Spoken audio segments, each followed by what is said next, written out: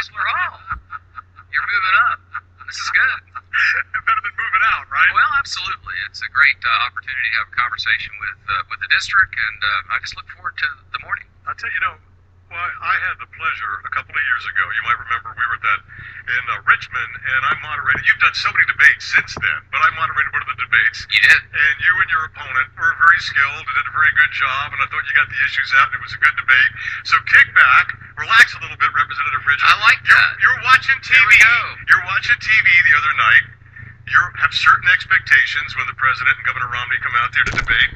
What was your reaction? Well, I was just really proud of Governor Romney, and in fact, I had the privilege of spending time with him a couple of days ago at Newport News Shipbuilding. And I mentioned then, I said, Governor, I said, it was rainy, it was just pouring down rain. I swung around and I said, Governor, this is Navy weather. And told him just what wonderful work that they're doing at Newport News Shipbuilding.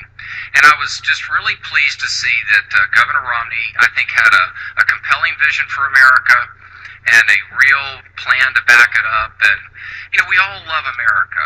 Every Republican, every Democrat, every independent, and a lot of folks are just fed up with everybody, and that's understandable.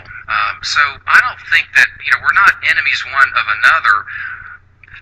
I think we have to fight against is our bad ideas, and we got to elevate the best ideas to navigate through a really challenging time in our country. And what I want to ask you about, one of the things, since you bring up the Navy, and his presentation that we saw at VMI, yes, and one of the things that he said was he wanted to increase the size of the Navy. And is that a good idea? And why? And what he is promoting, is that what the Navy needs? Absolutely. We're a maritime nation, and the threats to our country and to global trade, maritime trade, are not decreasing; they're increasing. And I was pleased to see that he proposed building not 2 but 3 Virginia-class submarines per year. Now, that's going to be a stretch. That's a lot of money. And maybe we can go to 2.5, or maybe we can fund the full 3. But with the threats that are increasing across the world, particularly in the Pacific theater, we need a strong and robust and fully capable Navy. I think one of the ideas, and I was weighing it in my head, and part of me says, well, is the military, is this just a way to build jobs? And then we talk about the expense of it. But what is the expense of not having this incredibly huge Navy? Because I got to think these people who wish us ill in the Persian Gulf, yes, once they see one of those battle groups sail through, so that makes sense to me that it actually saves us money in the long run and keeps us out. That's right. And we're interdependent with other countries on trade. This is a good thing. It keeps Americans employed, and America worldwide is the Navy that is ensuring that ships with the goods that we are producing and also importing are able to travel freely. The Strait of Hormuz is a dangerous place. The Strait of the Malacca Straits are very, very dangerous. And so we need a strong Navy. We have a strong Navy. We're awfully proud of every sailor, every Marine, every soldier, every airman, and the good folks who work and serve in our Coast Guard as well. I'm getting a lot of calls, and I can't imagine what your contacts are with this sequestration. Sure, yeah. January 2nd, it's a rather awkward name, and for those who don't know, I think most probably in the audience don't, but just to set it up, do know, but to set it up, that's the name for the automatic budget cuts. It cuts 10% from the $5 trillion the U.S. plans to spend on non-combat national defense operations through 2021. The cuts are required by the 2011 Budget Control Act, BCA. It's a compromise enacted by the Democrats and the Republicans to raise the federal debt ceiling and avoid default on government debt. Now, recently there was some move to kind of kick it down the road a little bit before it actually kicked in, or to keep the spending, keep the funding levels up until, or well, yeah, where are we? Okay, the House of Representatives has introduced 3 specific bills, one of which was mine, which passed, which would, if enacted into law, would absolutely stop what you just described, sequestration, that odd Washingtonian word for a sharp and really an irresponsible level of cuts. This is something that not only should not happen, but can't happen. And, we still have the opportunity, although time is fleeting, we have the opportunity to stop it. And I hope that President Obama, even in the short time that remains, that he would rise up and lead in this matter. If we have to address this in lame duck, we'll do so. But it's not we're better than this as the American people, and we need to navigate through it, and I believe we will. Now, see, I don't understand what the opposition to it is. I can't imagine that Bobby Scott's against it. I mean, we're talking about 200,000 jobs. So if there was an issue that there would be bipartisan support for, when you're talking about 200,000 jobs of our fellow Virginians, wouldn't that be the issue that would be? Well, it's always, I default back first to what is the principal responsibility of the federal government. That's to keep the American people safe and free. So to me, it is first a matter of national security, and then, and importantly, about jobs. The three bills that we passed in the House are there, and they're waiting to be responded to in a definitive way. And we haven't had a definitive rebuttal or response or an alternative presented by the other side. And Tony, that is not a partisan jab. It's just reality. We've acted, and some folks say, well, we don't like what you presented. Well, okay, understandable. That's how our system works. Then present an alternative, a specific alternative, not a series of talking points. We've enacted legislation. The same is not true of the Senate or the President. Well, the President's probably busy doing some debate prep. He needs to spend a little more time on that. So, will there be some cuts no matter what? Do you think? Will there be some people who will lose their jobs no matter what? Do you think? No, I don't. No, I don't hold that view. I'm an optimistic person by nature, and it goes back to who we are as Americans, just our DNA of doing what's right. We've talked about this. My dad was at Iwo Jima, and I reference that because even at age 52, I am deeply inspired by my father, who's 89. And I just know what he went through and all of our veterans and the heavy price that's been paid for our freedom. Our men and women around the world are meeting their obligation to the American people, and sadly, we're not living up to the America that they love here. And that's why I'm on a mission, and I think a lot of folks are on a mission to do the right thing, to put what's best for America ahead of the party, and that's why I'm just determined, even in the lame duck session, to go back and do what's right. Now, this has nothing to do with politics and stuff, but did your father watch Flag of Our Fathers or Letters from Iwo Jima? Did he watch that? Yes, in fact, he went back to Iwo Jima just this last summer with a good, which is now a good friend of mine, Bruce Bilray, he's a Democrat who happened to be on the same trip. I didn't even know that. And Dad said, Scott, I met a gentleman. Of course, my dad's hard of hearing. He has this great way of talking. But anyway, he said, Scott, I met this good congressman, a Democrat. And Bruce came up to me on the House floor one day. I was just getting to know him right then. He said, Scott, he said, this may sound a little weird. He said, but I got a man crush on your dad. And I took that in the best sense. I said, I can understand why. It's that greatest generation. So he's there, and just a couple of weeks ago, he went on one of those honor flights where they actually flew up from Florida and toured the World War II Memorial. I'm really delighted to see how our nation is honoring our World War II veterans. It's good and right and appropriate. Absolutely. But, I wonder, like, somebody who was actually there, because I know I was watching, like, the movie Letters from Iwo Jima, and the part where you see the Japanese, and they're betrayed, and you see their humanity. But then, when you see the Marines coming towards the bunker, that all changed. I'm on their side, And so I wondered, someone who was actually there, who could put faces on those people, what it must have been like, the memories that must have been flying through that man's head. Well, there's just a deep sense of service, of getting the job done. He was like 19 at the time, and along with so many others who were just fought. And look, the same is true. That same spirit lives in those who are defending us around the country, in Afghanistan now, and really around the world. That same sense of patriotism, the deep sense of a willingness to sacrifice, to be at the tip of the spear to defend freedom. You bring up Afghanistan, and I hear a lot of vagaries when I hear the President and Governor Romney. I hear 2014 thrown out there, and if they're able to stand up. Now, I remember Senator Webb said we would know when we had completed our mission, when we knew that Pakistan was on our side, that Karzai was on our side and a good player, and that in a country where 80 to 90% of the people are illiterate, I have no idea how they would read the maintenance books or learn the different weapon systems when they would have an army of 400,000. Do you think that will ever happen? No.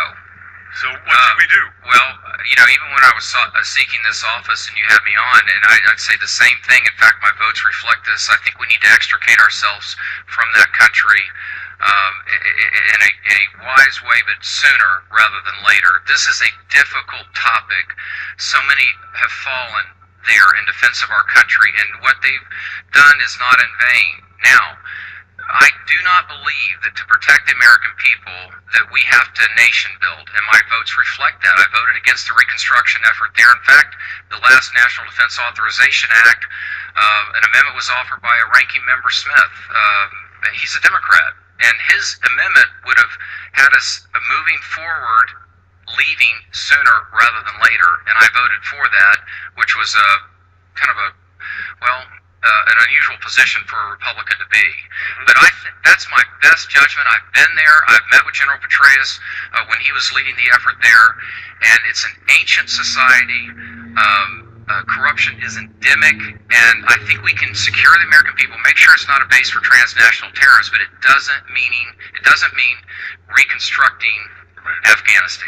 Now, when I talk to people who know a lot more about it than I do, such as General Tata and our old buddy Kenny Golden, yes, and they all think that there will be a lot of problems that if we do not have American boots on the ground, at least special forces to keep an eye on things, that we will have a situation where they will go back to where they were and there might be some future Osama bin Laden. What do you think about that? Well, let's look at, let's say that Somalia or some Yemen is the base for some horrific attack on the American people. Does it then follow that we invade the country, control every linear foot of the border, and begin building roads and schools and bridges there?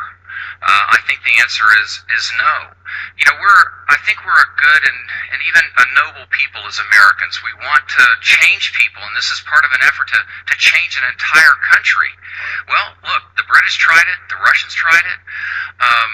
I believe that a very light footprint, a heavy usage of intelligence, the lightest footprint possible there, drone technology, and I'm not saying this is going to be easy, but if we can determine that there is an effort launched there, planned there, we kind of surgically take it out rather than trying to control and change the whole country. And one of the things, he's getting some good press. Some of you might have seen the article in the Christian Science Monitor. You're getting a lot of good press, and you really like that piece. And I thought that piece, when I read it, I just thought, wow, he kind of gets it. And a lot of times when you read what's written about you, you think, well, that 60 or 70% is right, but that 40% really isn't what I'm doing or what I believe. In this case, I read the entire article and said, wow, he really got it. So you really don't always walk around in black and white, moving very slowly. Those grainy images that you're referring to, the ads, it's just a price that you pay to enter into public service. But look, anytime, good folks come up to me and they say to either me or to my wife, Terry, thank you for your service, thank you for what you're doing.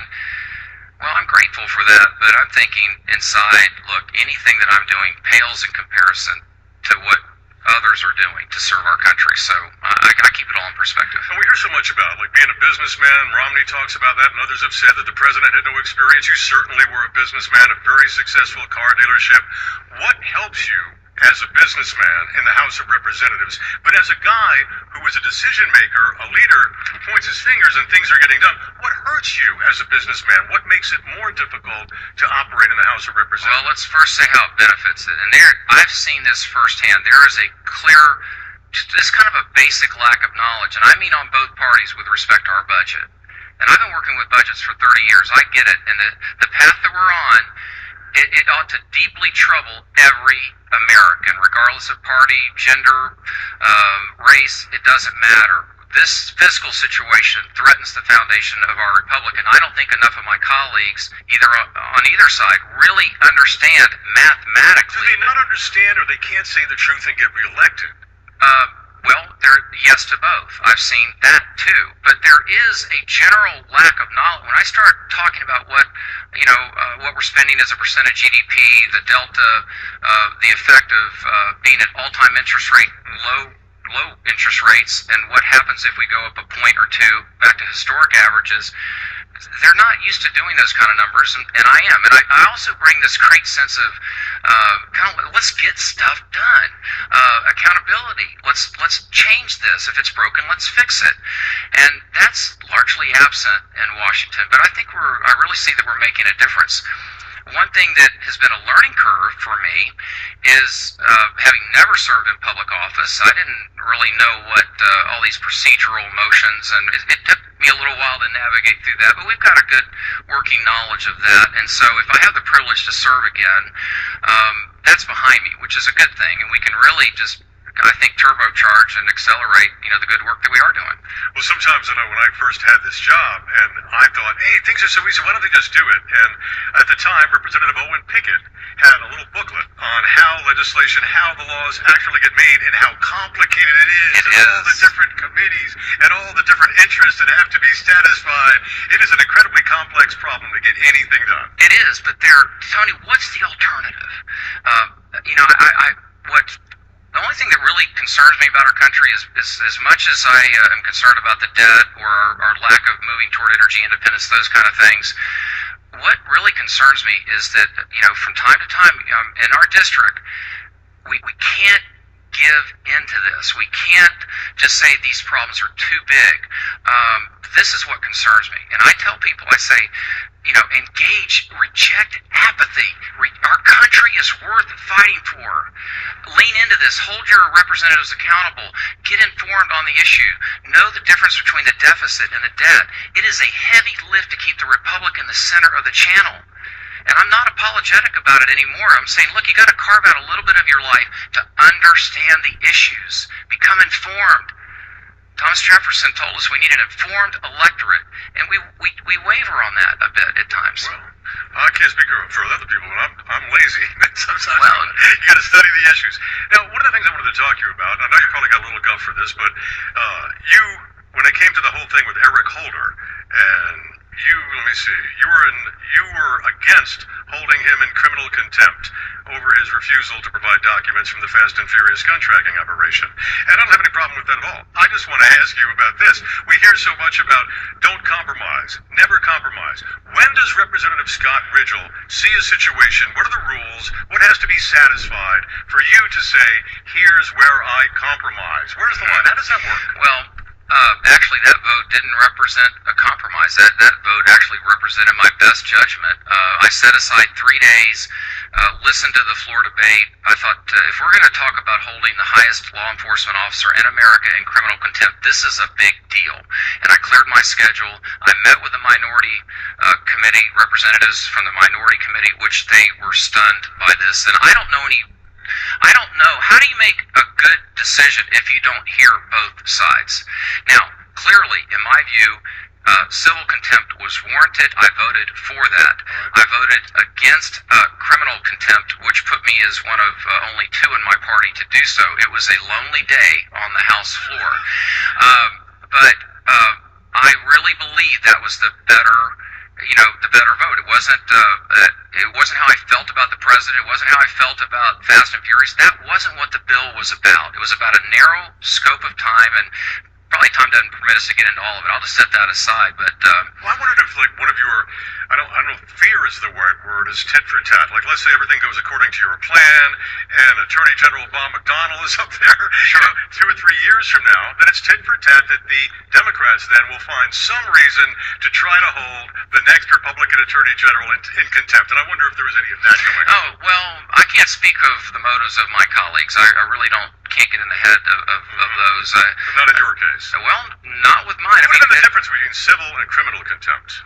Well, it's largely a matter of semantics, because the Attorney General would not have gone to jail, for example. They're just not going to respond as an equal branch of government. They're just not going to do that. We didn't think he's going to report to a local jail. It was more in that sense symbolic, and I thought, let's go with civil. Give them another few months, and if they don't move on these documents, then elevate it to criminal. That was my thinking. Now with respect to compromise, where we've got to go as a country is this: we've got to take our revenues and our expenditures somewhere in the 19 to 20% range, and the difference. Where we are now, we have the structural trillion-dollar deficit. I mean, year in, year out. And this does threaten the foundation of the republic. And I guess I'm name-dropping just a little bit, but I think it helps illustrate the point. I had the great privilege of flying out to Omaha at the request of Warren Buffett. We sat down, and it was really a neat experience. And he said, Scott, I'm 20 to 21% revenue and expenses as a percent of GDP. And I said, well, Warren, as he insists on being called, I said, Warren, my votes reflect a deep commitment to stay in that 18 to 19% range. But, I could be talked into 20, which is, by the way, lower than our historic level of spending. That's important to note. And when we have a 1/3 increase in the number of seniors in the next 10 years, this is just the math. Whether somebody likes it or not, I'm a data-driven person, and that's where I think that is certainly common ground. And if I have the privilege to go back to Washington, I want to keep working on that. Kind of educating the guys that aren't business guys and going where the facts lead us. Representative Scott Rigell, we're very pleased to have him on the air with us today. We've got to take a little bit of a break. We'll come back with more. We're going to have some questions, or a question from Hawka and a question from Improvento, who's going to make you happy, by the way. All right. I think a little bit. I am Tony Macrini. We're at Chrysler Hall. Come on by. We're going to be here till noon. We want to see you. It's free. It's open to the public. All you got to do is come on by. The parking is free. We're very pleased to have Representative Scott Rigell joining us today, and we'd be even just as pleased if you came on by. We're going to take a break, and we'll have more conversation with Representative Scott Rigell right here on AM 790 WNIS. Take it away, Damien. Damien, we're having a good time here, and if you have the opportunity, come on by. It's a beautiful day.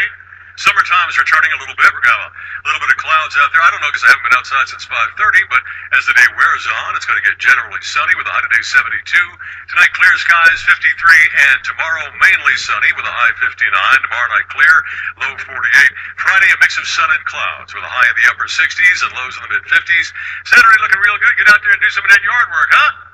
Mainly sunny with a high in the low 60s and lows in the upper 50s. Sunday, times of sun and clouds with a high in the mid-70s and lows in the low 60s. Just a little bit, we'll be talking to my old buddy Bill Thomas with Hampton University. Talking about a provocateur. There's a provocateur. We'll get to him in just a little bit. He's always fired up. Some of you who've been listening to WNIS for years will remember that Bill used to have Beyond with me and Jack Howard all the time. Jack Howard! And also, he had his own show many years ago on Sunday nights, and he'd still have that show if it wasn't for a thing I like to refer to as ratings. No, just kidding. We're also talking to Representative Scott Rigell, and very pleased to have him here today. How you doing, young man? Doing well? I'm doing well. We're on the home stretch, and that's a good thing. We've worked hard. I'm really proud of my wife, Terry. She's all in, too, and got a great team, so... Now, I guess it is a learning curve because you're a businessman your whole life, and as you said, you had never run for elected office, and now you've got a race and everything, and it hinges on so many different things. How many hours a day are you out and about? Tony, I get up literally at 5 o'clock without an alarm clock, and Terry can attest to that, and I just go all day.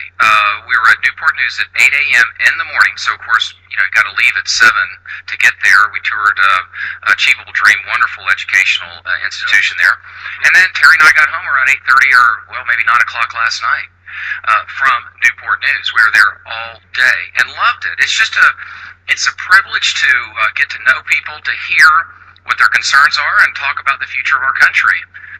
It's a lot of work, though. It is a lot of work, but I don't mind. We're empty nesters. It's a great time of our life to pour ourselves into this, and I think that this is also a good season of life. A lot of energy.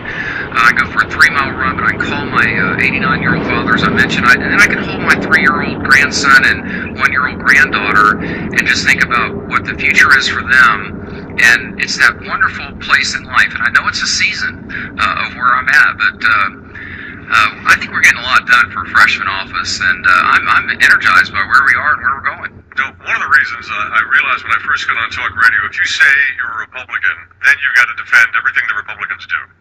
If you say you're a Democrat, you have to defend everything the Democrats do. It's a lot easier to be a libertarian because they're never elected, so you don't have to defend anything. There's some truth in that.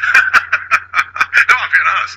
So, how difficult? Defending your own record is one thing. I don't know how you're going to answer this one, but everything that Romney says, I don't feel the need to defend everything that the governor says. Listen, I'm very supportive of what he's doing and where he wants to take our country. Now, if you look at the our Republican creed, the one here in Virginia, when I read that deeply resonates with me. That's the Republican Party at our best. Now, look, we don't always live up to that. But nor do our friends, who are Democrats. And you're only given a choice of either Democrat or Republican when you run for office, and really the American people are really more of a continuum. I think of it as two circles. You start bringing these circles together. At some point they overlap. That's called common ground. And we got to fight for it. When we find it, we have to celebrate it and have the courage to vote for it. And that's what I'm on a mission to do.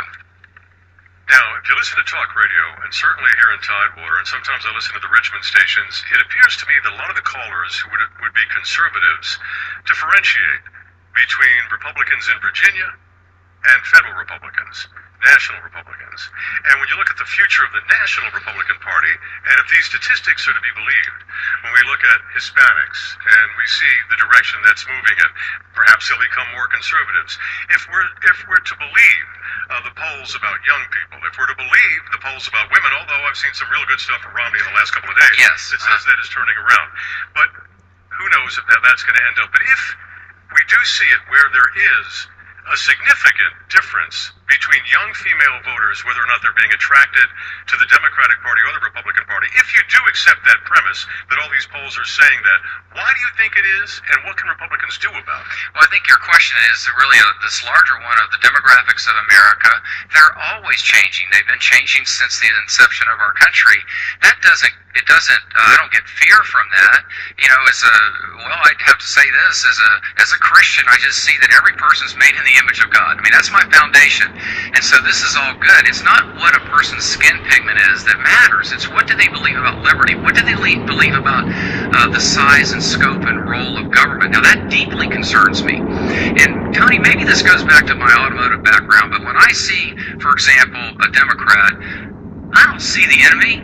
I see a prospect.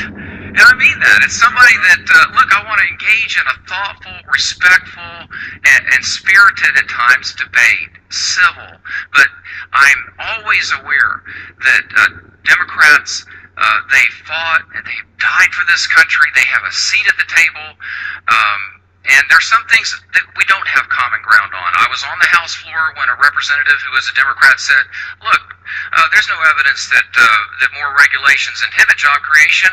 There's evidence here that regulations create jobs. Now, this is a bizarre statement to me as a businessman. Right. And so I don't have common ground there. Well, he's talking about bureaucratic federal jobs. I suppose. But I don't have common ground there. But there are many other areas where we can find common ground. I don't know a Democrat that wants us to go off the fiscal cliff. And I'm not talking about just the one in January and February. I'm talking about long term. We love our children. We want what's best for them. We want to invest in education. I just think it ought to be done at the local level. You know, we ought to give more running room to the classroom, to local principals, and to local school boards.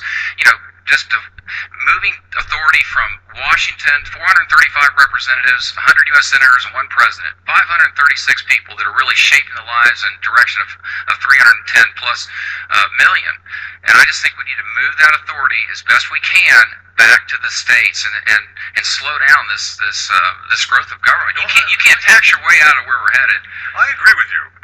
And certainly I think that when anything that's done up close, all politics is local, and people in Virginia know what's best for Virginia. But there's a whole element out there that when you say states' rights, to me, means that the individuals know how to live in their own homes better from some central command far away, and I agree with it. But man, when you say that, it indicates to so many people in our country racism. That's the way they see it. They see George Wallace standing out in front of the school. I know you don't mean that, and I know that you don't mean that. No, how are you going to sell it? States' rights, come up with a different phrase or something, because that's what it means to a lot of people. Well, you know, what it means to me is, as you said, it's just it's sheer efficiency, if nothing else. I mean, when we, from a business perspective, we send our money up to Washington, the inefficiency of this, and then we compete for it through the form of grants and things like that. Just it's the grind that's used up and the bureaucracy. We could get a lot more bang for that buck if we want to use the funding mechanism of the federal government, we'll just shift it back to the states in the form of just grants, that giving our governors the running room that they need. See, I trust really the American people and local folks to make these good decisions. Right. There's some things that need to be done at the national level, national defense, national transportation system. I believe the EPA has a proper role. It just needs to be reeled in, but it does have a proper role. Yeah, the nanny state is based on the assumption that we're all a bunch of idiots. I appreciate that. I've just said, look, I don't think the federal government ought to be protecting ourselves from poor decisions. You know, I give the example, I enjoy riding a motorcycle. And this I know is probably controversial to some, but if I want to ride without a helmet, why does that matter to anyone else? And I'm not. What I've seen, you might be the first congressman to ride without a helmet. Well, they do in Florida, and I just think that to me, that's just a small example of, someone look, if what I'm doing is hurting you, that's a different scenario. But in that case and many others, it's just we need to get back to this idea of letting Americans kind of chart their life. I don't know if it's true or not, but I hear all these figures where if you're running for the House of Representatives, you fill in the percentage of your time asking people for money. Now, and we also know about the Citizens United. We know about the decision by the Supreme Court. Yes. A lot of people, very controversial decision. Your thoughts on campaign financing, where it is now? What is the improvement? It's a tough situation. We're balancing our First Amendment right, our ability to express ourselves even through our checkbook, with a kind of disproportionate influence of some in our whole electoral process. We've had a few, I think at least a couple of groups come in to this market, actually supporting and elevating my challengers campaign. None have come in that I know of on the other side that have been helping us.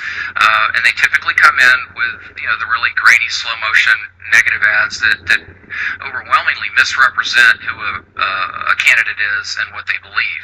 So I've experienced this firsthand. And, Tony, a lot of things I've got a definitive answer and a definitive path. We want to talk about job creation, where we go with our military, strengthening our environment, the Chesapeake Bay, looking out for our soldiers and sailors.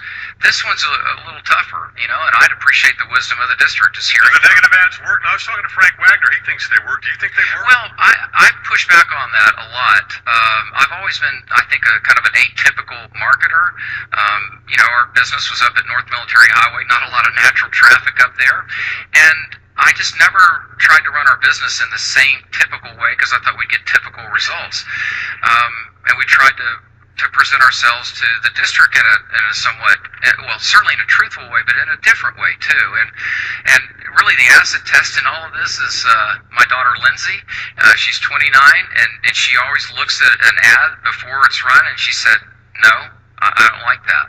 That's not who you are, Dad." And so we'll dial it back down, to make sure that we feel really good, regardless of the outcome on November the 6th. Regardless of the outcome on November the 6th, I want my family to feel good about how we've run this race.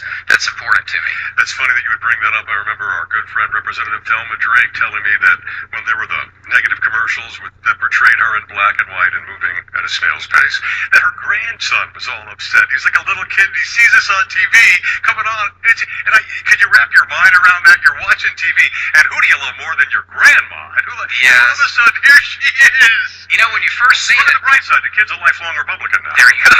And when you first see it, I think half the emotion is, kind of maybe anger. But the other part is just it's almost laughable because you're thinking that is just not me. Who they've represented there in that slow motion grainy video, which I've been very careful not to do.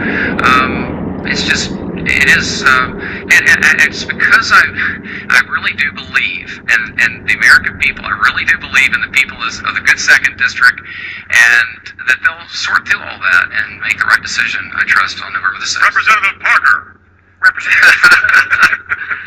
People talk all the time about Washington being broken. Now, I think a lot of people are happy about that because that means less legislation gets passed. But there's been so much said about that Washington being broken. There's more partisanship now than there's ever been in the history of this fine republic, and I think there's a lot of examples where that's probably not the case. But if you look at right now, when you think of what does that mean that Washington is broken, do you think that's true? And if you do think that's true, what's the fix? Washington indeed is broken, and it threatens your future, Dave. My family's and everyone who's listening today and across this great republic. There is not there's a gulf that is separating, a chasm that is separating the two parties in terms of just thoughtful dialogue, conversation. And so, I'm only one of 435, and sometimes people remind me of that, but I am one of the 435, and I can do something about it, and we are doing something about it. We started the Fix Congress Now caucus. I initiated that. 2 Republicans, 2 Democrats. We get together on a regular basis. It's being joined by so many others of both parties. We meet over meals. As simple as that sounds, it is not common, but this is important to get to know. Jim Cooper out of Tennessee is a good man. Kurt Schrader out of Oregon. John Barrow out of Tennessee. Well, anyway, Georgia, I believe. And yeah, East Georgia. But anyway, they're all really, really good men and women. And this is part of it. Just getting to know them and finding common ground, and that's why we're pushing Jim's bill, Jim Cooper, a Democrat bill. My number one mission is to get his bill passed, which is the No Budget, No Pay Act, which simply says if Congress doesn't pass a budget, no congressional members get paid. That makes sense. That's accountability. Right. Well, the follow-up to that is, of course, the whole budget issue. You look at the Gang of Six. You look at what the debt is now, and people here, they certainly know what those numbers are. They know what the amount that we pay on the interest, the amount of money we borrow to pay on the interest for the debt. Do you think, and I'm not asking what you want to fight for, but I think looking at pragmatically, what do you think is going to happen to solve balancing the budget, trying to whittle down the $16 trillion debt? Do you think at some point it's most likely that taxes are going to go up? Well, I think the first thing that has to happen is for leaders in this country to realize that the American people are ready to hear the truth. They're ready for solutions, and they're ready for leadership to rise up. And, I've been always very careful to refer to the president as the president. Now, that said, I'm deeply disappointed in my president. He was in office a long time before he even said, well, let's start to address the budget, but what I need to do is I need to start a blue ribbon commission. That went on for another 11 months. That report hadn't been out 2 weeks, and he dropped it and presented no alternative to it. So on the fiscal path, President Obama, there's an abdication of leadership there. I think what has to happen is very much like what I described earlier, where we set targets of where we want to be in terms of percentage of our gross domestic product for both revenue and expenses. And it's going to take us some time to get out of the wilderness. It took us a while to get here. It's going to take us a while to get out. But we need to move in that direction. It's going to require bold leadership. And, Joe Klein from Time Magazine, he wrote down to little old Virginia 2nd Congressional District and sat down with me, and he said, look, I've heard about the work you're doing here. What's the plan? And I described it to him using a number line, and he looked at me and he said, Scott, that is so logical, so utterly logical. Why doesn't that move forward? And I said, well, 2 things, lack of knowledge and lack of leadership on both parties, and we've got to do a better job, and I think November the 6th is a principal way to do that. Representative Scott Rigell has been our guest. We're completely out of time. We are done for the day. Well, that was quick. I'm sorry we didn't get to talk to Mike, who had to slip out. We were going to talk about motorcycles. Believe me, it's just as well. Had a great audience. Thank you for having me down. Hey, we're going crazy again. It's too loud again. Let's hear it from Representative Scott Rigell. Thank you very much for coming tonight. And let me tell you, he's always accessible. Whenever we invite him on, he always comes on to talk to us and to talk to you. Representative Scott Rigell, thank you so much, sir. We're going to take a break. We'll take it up to news time. We'll be back in the next hour. If Parker's running the show from then, if he will let